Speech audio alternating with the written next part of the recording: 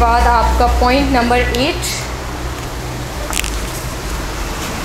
Avoiding informal words.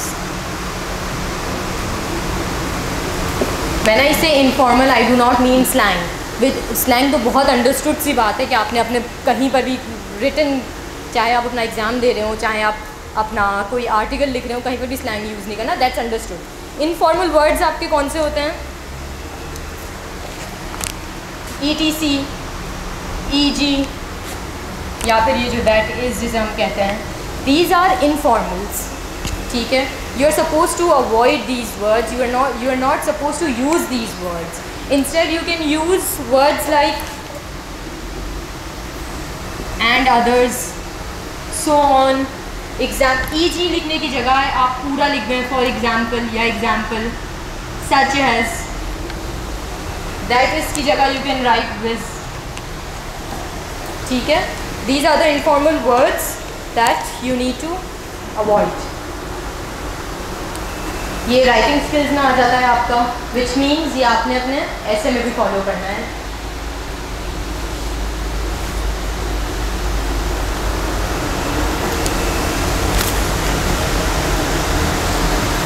Last and most important point,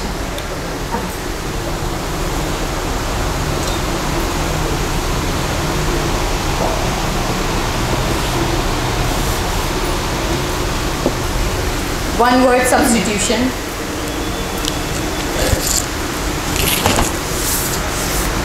one word substitution में क्या होता है कि आपको एक लिस्ट दे दी गई है, आपकी जो प्रेसी का एक्चुअल पैसेज है, they have given you a long list of things and you know a word to replace that list with.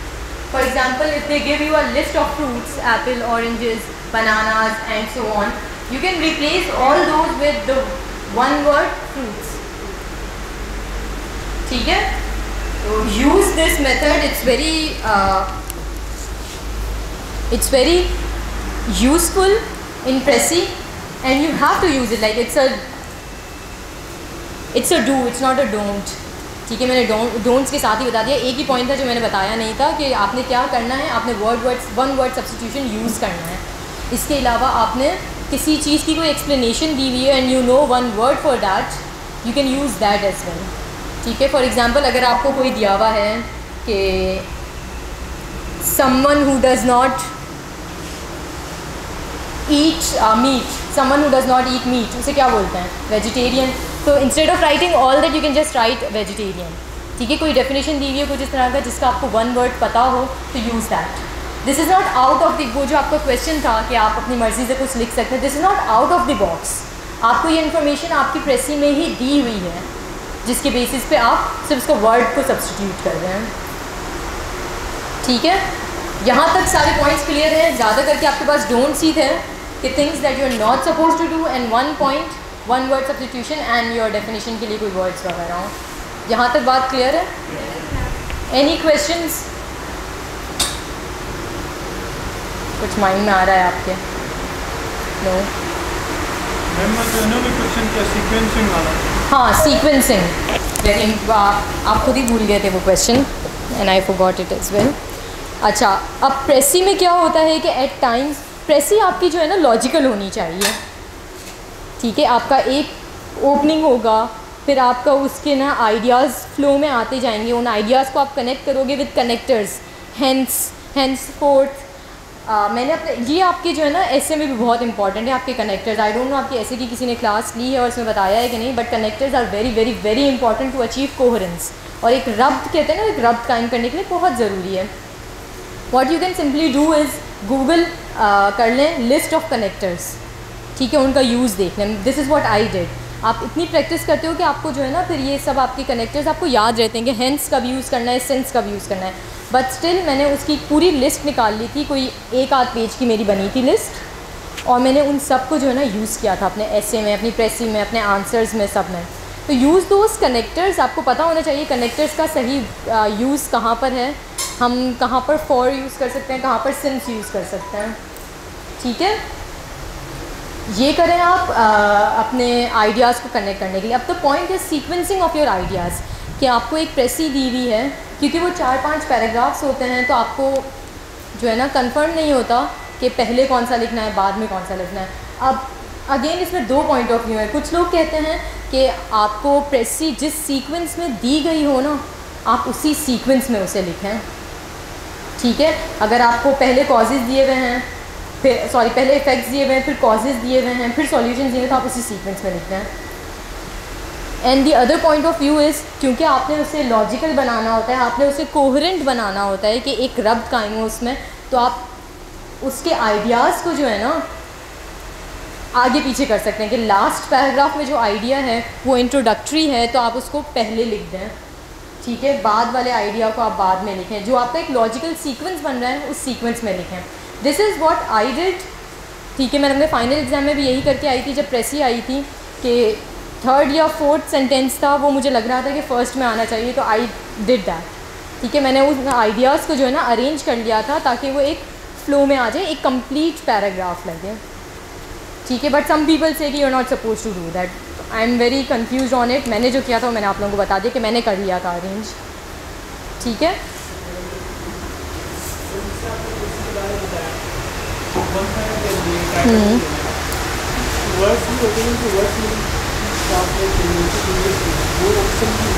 Sorry जी जी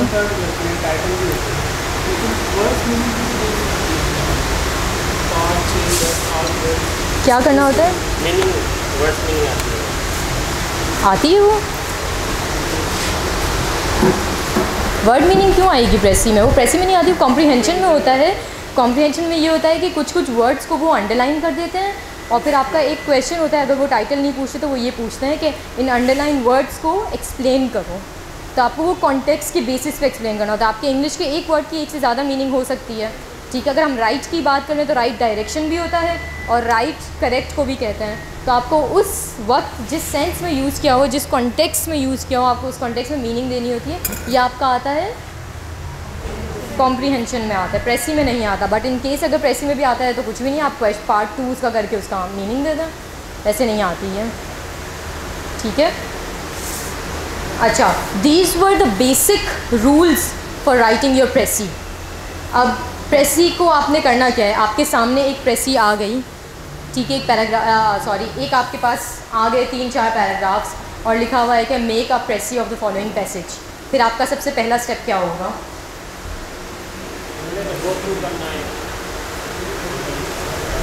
आपका कोई क्वेश्चन भी था, सॉरी।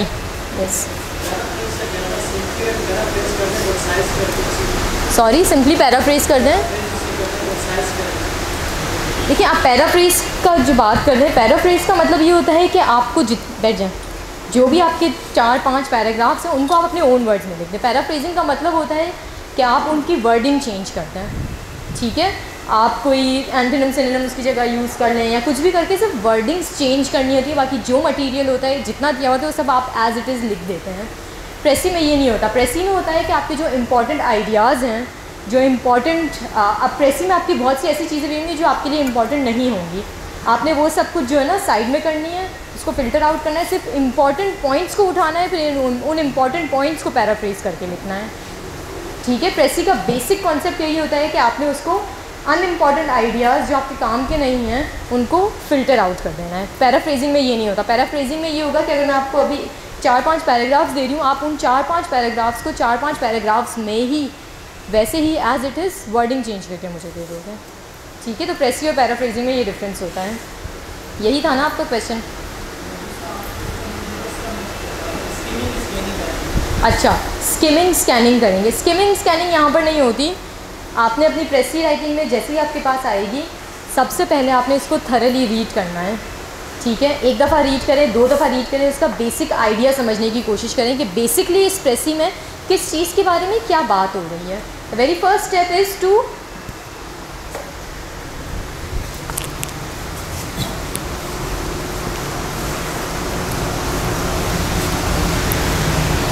मतलब रीड तो करना ही है ऑब्वियसली, बट उसका मकसद क्या है रीड करने का?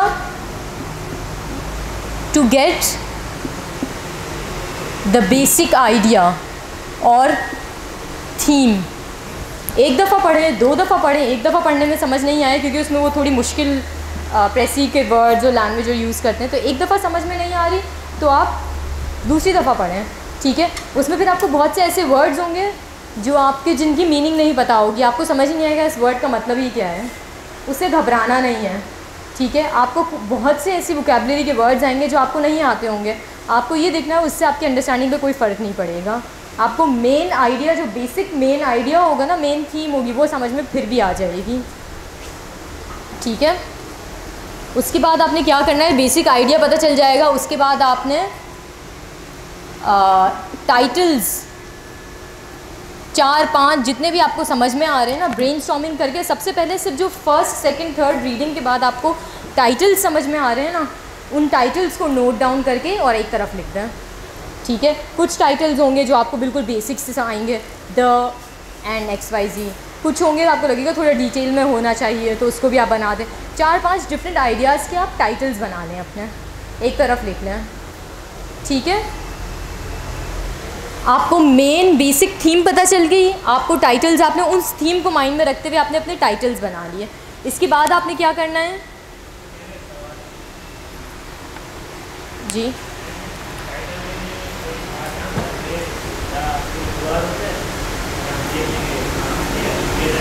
एग्ज़ाम में तो कोई जुगाड़ नहीं हो सकता ना, जिसमें जुगाड़ है वो आप अभी अपनी तैयारी में कर सकते हैं, बस वहाँ पर तो कुछ नहीं हो सकता।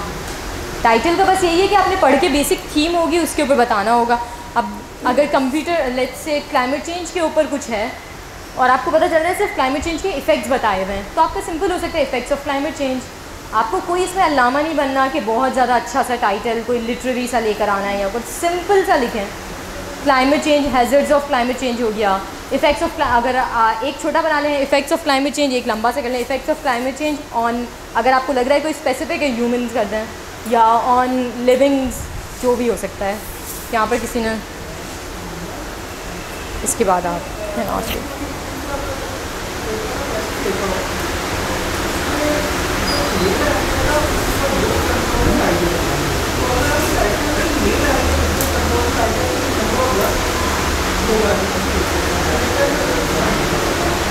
अच्छा, वो 2023 की प्रेसी की बात कर रहे हैं कि there was one main idea and then 2 और 3 कंट्रोलिंग आइडिया। मैंने ये टेक्निकल टर्म्स यूज़ ही नहीं किए थे, बट लेट्स जस्ट एक आइडिया मेन दिया हुआ था, उसके अलावा छोटे छोटे सब आइडियाज़, सब टॉपिक्स भी दिए हुए थे। तो यस, आपने प्रेसी में जो है ना अपना मेन आइडिया जो भी होगा, और सॉरी टाइटल में, वही उसी को माइंड में रख के अपना मेन आइडिया को आपने टाइटल बताना है।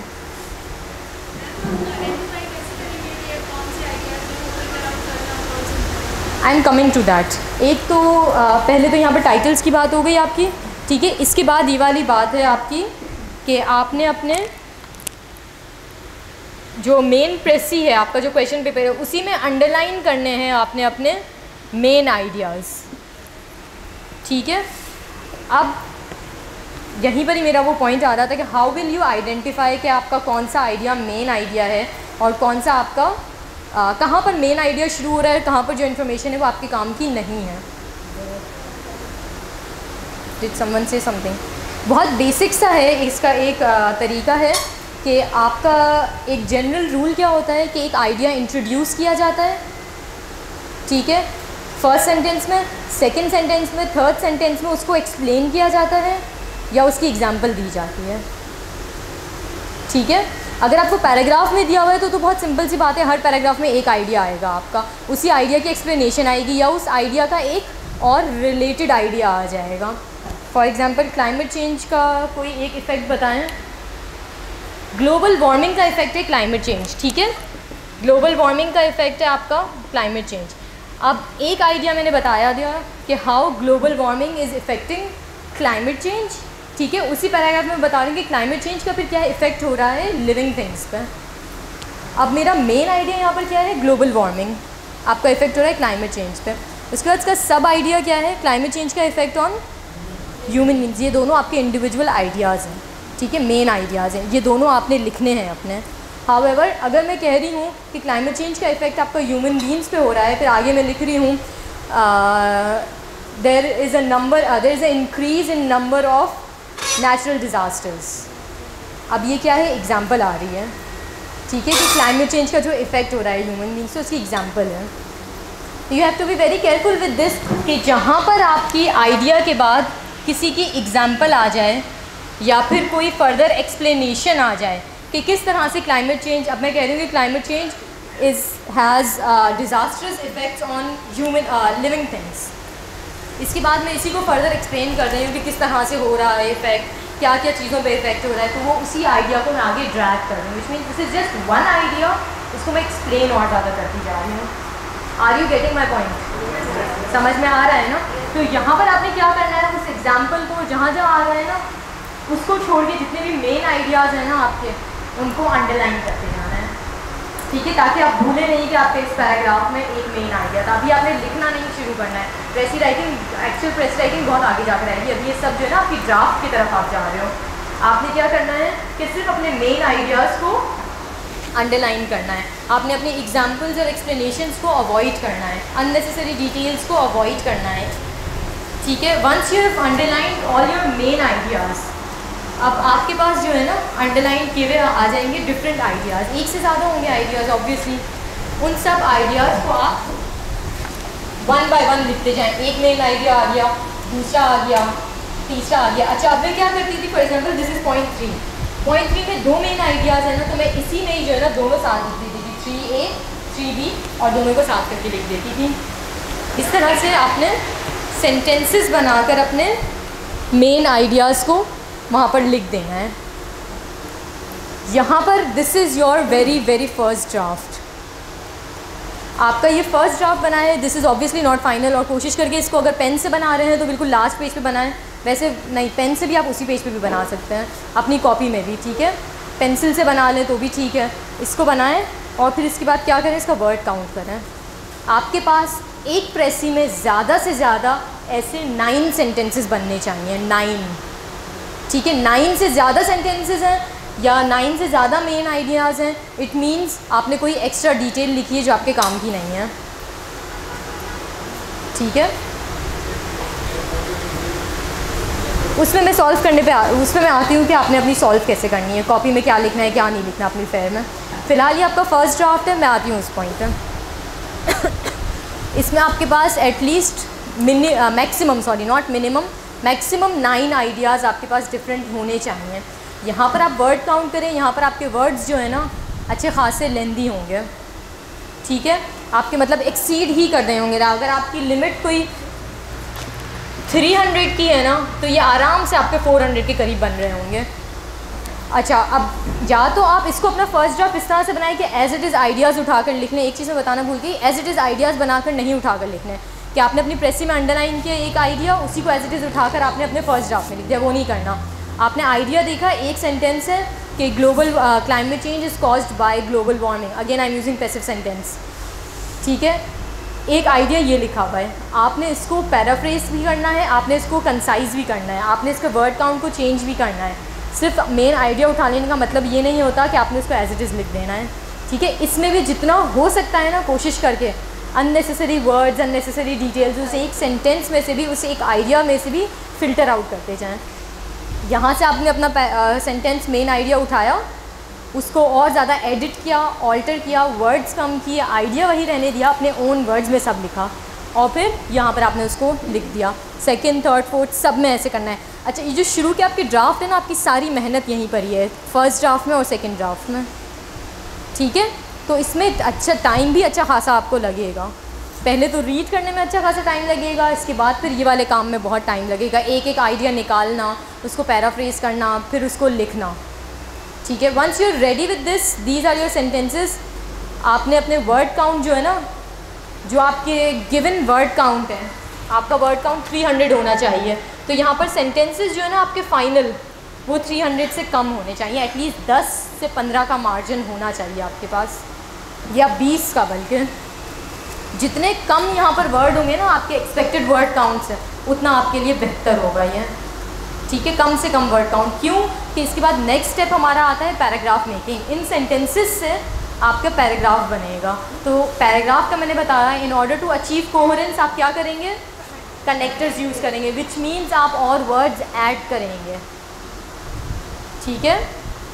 तो यहाँ पर आपने कम से कम वर्ड बनने हैं, फिर रखने हैं। इसके बाद आएंगे आप अपने सेकंड ड्राफ्ट में। सेकंड ड्राफ्ट में आपने क्या करना है, इन सारे सेंटेंसेस से अपना एक पैराग्राफ बनाना है इन सबको ज्वाइन करके। Now this is the stage जहाँ पर मैं अपना डिसाइड करती थी कि मे बी सेकेंड आइडिया जो है वो मेरा इंट्रोडक्टरी आइडिया लग रहा है, ऐसा लग रहा है कि टॉपिक को इंट्रोड्यूस करवा रहा है, तो मैं इसको पहले लिखूँगी, इसको सेकंड पे लिखूँगी, इसको थर्ड पे लिखूँगी, इस तरह से। यहाँ पर आप जो है ना अपने, अगर आप चाहें तो अपने सेंटेंसेस को यहाँ पर अरेंज करेंगे, ठीक है। इन सेंटेंसेस को अरेंज करके you will make a paragraph. Again use connectors, ठीक है। यहाँ पर आकर बहुत से सेंटेंस, जब आप पैराग्राफ की तरफ जाएंगे which is your second draft, आप अपने सेकेंड ड्राफ्ट पे जाएंगे तो आपके यहाँ से उठाए हुए बहुत से सेंटेंसेस का स्ट्रक्चर भी चेंज होता जाएगा, ठीक है। कि आपने यहाँ पर एक सेंटेंस लिखा होगा, जब आप 1 और 2 को मिक्स करके लिख रहे होंगे ना, तो आपको समझ में आएगा कि ज़्यादा बेहतर हो रहा है कि अगर मैं इनको सेंटेंस का स्ट्रक्चर चेंज कर दूँ या कोई और बेहतर वर्ड यूज़ कर लूँ, कनेक्टर्स यूज़ कर लूँ, ठीक है।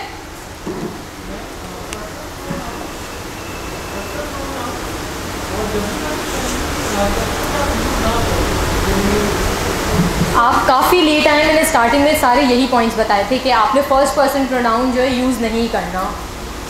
Yes, first person pronouns is strictly prohibited and there are many other things that are strictly prohibited in your precis writing. या तो ये आप लेक्चर फिर ऑनलाइन सुनिएगा या फिर आप यहाँ से किसी से नोट्स ले लें, ठीक है। तो वेयर वाज आई, आपने इन सेंटेंसेस से अपना पैराग्राफ बनाना है in your that would be your second draft, ठीक है। अब वो सेकेंड ड्राफ्ट में भी आपको अपना रफ बनाना है, उसमें भी फिर जब आप बना लेंगे ना, once you have connected all the sentences, you have restructured this, you have paraphrased it, इसके बाद आप वापस अपना वर्ड काउंट करेंगे, और जब आप अपना वर्ड काउंट करेंगे ना वो 300 से ज़्यादा ही होगा, ठीक है। यहाँ पर आकर फिर आपकी कटिंग का काम शुरू हो जाएगा, फिर आपका जो है ना एलिमिनेशन वाला काम शुरू हो जाएगा कि और यहाँ पर दिमाग लगाना पड़ेगा आपको कि किस तरह से सेंटेंस को चेंज किया जाए कि कम से कम वर्ड यूज़ हो, कैसे कम से कम ब्रीफ होते हैं। अब ये देखने में जो है, सुनने में जो है ना बहुत ज़्यादा मुश्किल टास्क लग रहा है कि हम कम कर करके भी कितना कम करेंगे।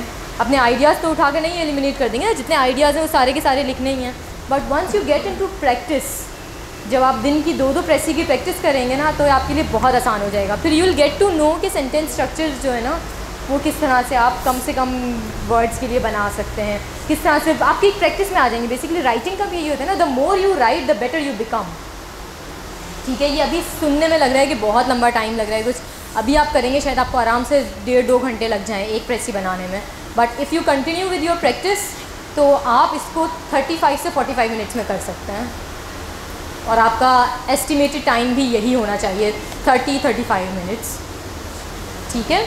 अच्छा, आपने अपना पैराग्राफ बनाया, अगेन वर्ड जो है ना आपके ज़्यादा होंगे, वहाँ पर फिर आपने अपना एडिटिंग करनी है, वर्ड काउंट और कम करना है। रिमेंबर यहाँ पर आकर अपना कोई मेन आइडिया हटाना नहीं है। अगर आपको लग रहा है वर्ड काउंट बहुत ज़्यादा हो रहा है तो एक दफ़ा जाकर गो थ्रू करें प्रेसी। हो सकता है कोई अननेसेसरी डिटेल आपने ले ली हो या कोई नेसेसरी डिटेल आपसे मिस आउट हो गई हो, तो एक दफ़ा आप ये देख लें, चेक कर लें। बट यहाँ तक आने के बाद जो है ना आपने अपनी मर्ज़ी से कुछ भी आइडियाज़ एलिमिनेट नहीं करना है, जो मेन आइडियाज़ हैं वो सब लिखने, सिर्फ वर्ड्स को कम करना है, ठीक है। यहाँ तक हो गया, ये आपका सेकंड ड्राफ्ट है। यहाँ पर आपकी फिर कटिंग शटिंग होगी, ओवर राइटिंग होगी, सब कुछ होगी, but once you done with it, आपका वर्ड काउंट जो है ना, लेट्स से 2 सिनेरियोज़ बताती हूँ मैं। आपका वर्ड काउंट आ रहा है 293, बहुत कुछ करने के बाद भी 293 आ रहा है। आगे आप क्या करेंगे? आपका कम से कम 295 होना चाहिए, ज़्यादा से ज़्यादा 305 होना चाहिए। आप क्या करेंगे? नहीं, आप अपना जो टाइटल उठाएंगे, आप कोशिश करेंगे टाइटल ऐसा लें जिसमें कम से कम 4 वर्ड्स हों, इसमें आपका +4 हो जाएगा। आप वर्ड काउंट की लिमिट में आ गए। जब आपने शुरू में अगर आप जाएं, आपने अपने 4 से 5 टाइटल्स निकाले थे, यहाँ आकर जो है ना आपने अपने टाइटल्स को स्मार्टली यूज़ करना है। अगर आपके वर्ड काउंट जो है लेट्स से 305 तक लिमिट है और 302 बन रहे हैं, 305 तक की लिमिट है, तो आप कोशिश करके उन 4-5 टाइटल्स में से ऐसा टाइटल उठाएं जिसमें वर्ड काउंट जो वर्ड जो है ना आपके 2 से 3 ही हों। 4-5 टाइटल्स निकालने का मकसद ही ये था कि एंड में आकर आप अपने एटलीस्ट 2-4 वर्ड को अपने एडजस्ट कर सकें, ठीक है। इतना आपके पास मार्जिन होना चाहिए अपने टाइटल्स में कि आप 2-4 वर्ड्स को अपना एडजस्ट कर लें। बाकी ऑब्वियसली मेन काम तो यही होगा कि आपने अपना 300 के करीब लेकर ही आना है।